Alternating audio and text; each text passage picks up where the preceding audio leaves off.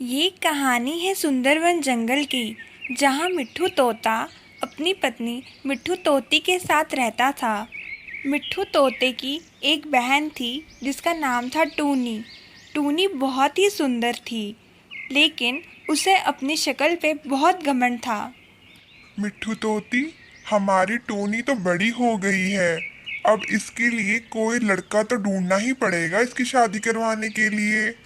तुम इसकी भाभी हो, इसके लिए कोई अच्छा सा लड़का ढूंढो। कह तो आप ठीक ही रहे हैं टूनी के भैया, लेकिन हमारी टुन्नू है ही इतनी सुंदर, इसे तो कोई भी लड़का मिल जाए, नजर ना लगे हमारी टुन्नू को।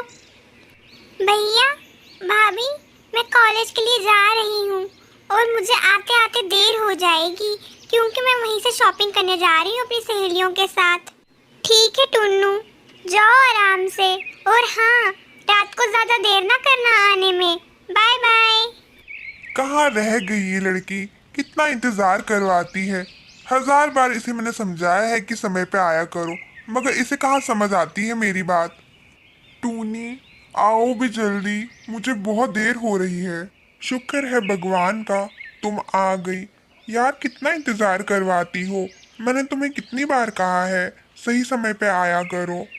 उफ ओ टुन्नू, तुम्हें क्या पता मुझे तुमसे मिलने के लिए कितने बहाने करने पड़ते हैं, और एक तुम हो कि तुम मेरे लिए 5 मिनट का इंतजार नहीं कर सकते।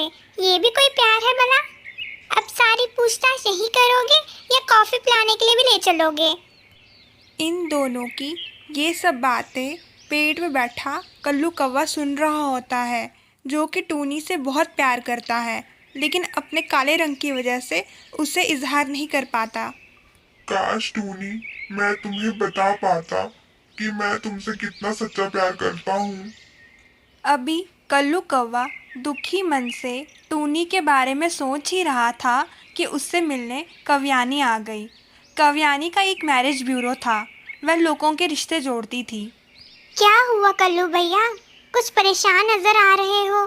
कोई परेशानी हो तो बताओ, मैं आपकी मुश्किल हल कर देती हूँ।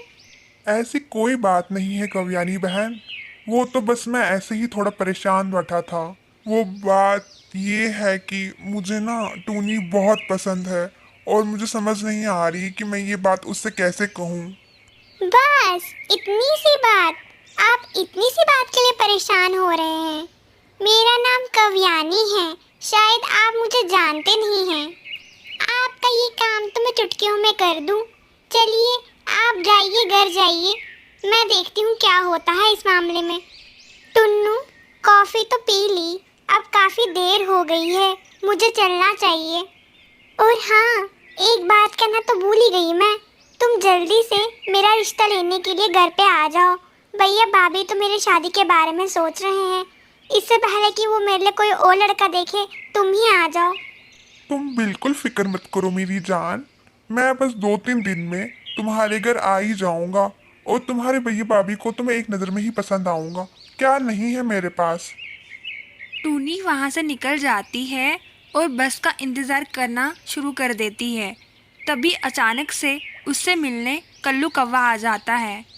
टूनी जी, मैं आपसे बहुत दिनों से एक बात कहना चाहता था, लेकिन डर के मारे बोल नहीं पा रहा था। वो मैं ना आपसे बहुत ज़्यादा प्यार करता हूँ, और आपसे शादी करना चाहता हूँ। क्या आप मेरे से शादी करेंगी?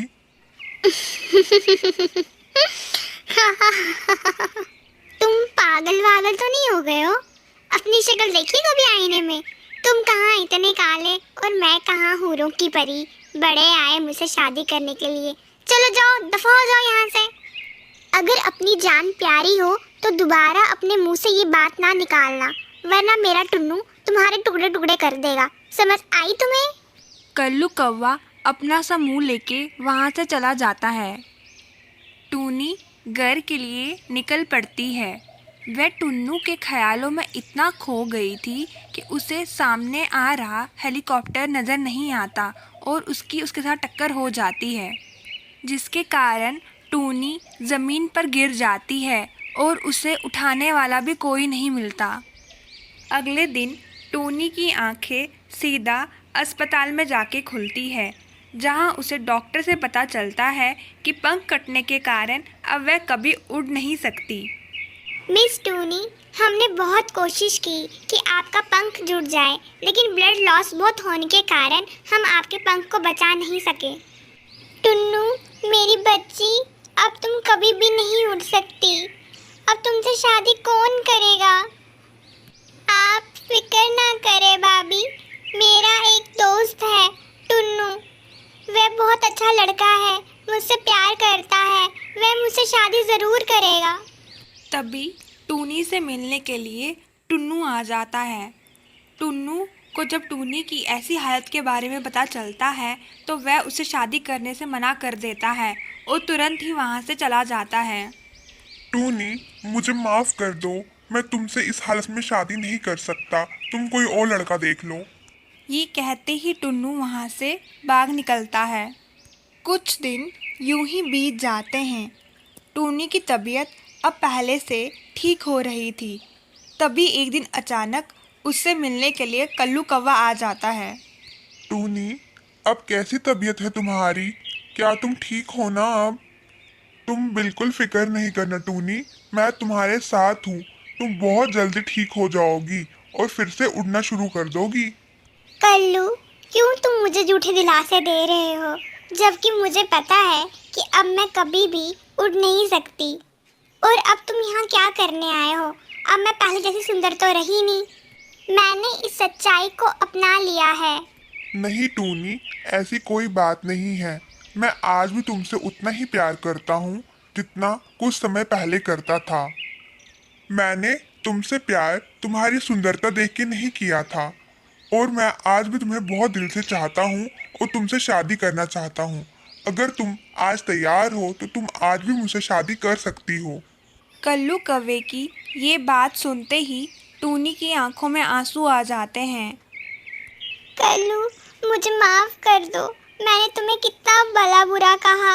मैंने तुम्हारे साथ इतनी बदतमीजी की और तुमने आज भी मेरे साथ इतनी अच्छाई की। एक वो है टुन्नू, जिससे मैंने सच्चा प्यार किया, उसने मुझे आज धोखा दिया और यहाँ से भाग के निकल गया। आज तुमने मुझे सच्चे प्यार का मतलब सिखा दिया है। सच्चा प्यार शक्ल देख के नहीं, दिल से होता है। कुछ दिनों बाद कल्लू कौवा टूनी से शादी कर लेता है और वह ज़िंदगी भर साथ में रहते हैं। तो दोस्तों, कैसी लगी आपको कहानी? मुझे कमेंट करके ज़रूर बताएं।